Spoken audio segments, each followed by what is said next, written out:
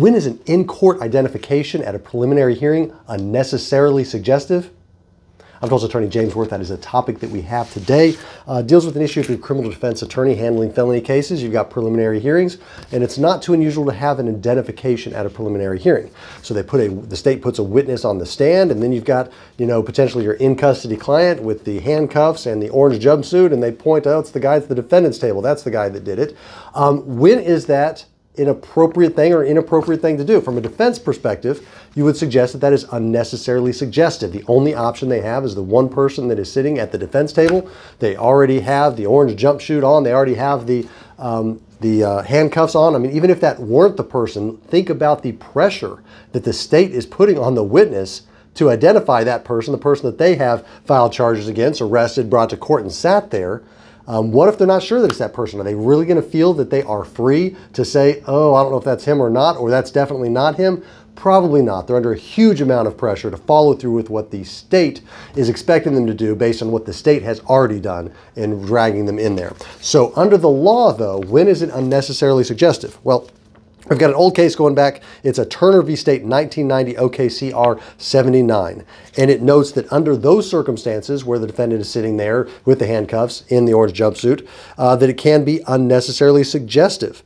But we've got this new case that was just decided June 22nd, 2023, where the defendant was making that argument. They actually filed a motion in limine to be heard by the judge directly prior to the preliminary hearing, requesting that there be no identification done during the preliminary hearing because it's unnecessarily suggestive, meaning there's no way to do it properly at a preliminary hearing with it being reliable.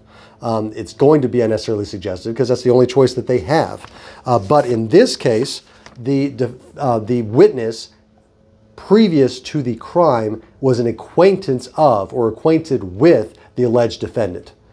So they're saying because there's that prior relationship, that adds additional reliability in determining that that was the person. So they're saying that it was allowable in this case, and they're not going to overturn the conviction based on it in this case. But the court does list out some factors to consider when determining whether it's unnecessarily suggestive to do an in-court identification. And it notes the prior opportunity of the witness to observe the defendant during the alleged crime. So how well were they able to witness the person? The degree of the attention of the witness, the accuracy of the witness's prior identification, the witness's level of certainty, and the time between the crime and the confrontation. Also in this case, the court found that there was a prior identification that was done on a panel, so maybe a 6-panel test where the officer showed them there's 6 different pictures here, which one is the correct person. So because that was done before the preliminary hearing and the person had a prior acquaintanceship with the person to identify them, the court found that having them identified when they're in the jumpsuit and handcuffed at the preliminary hearing was still reliable.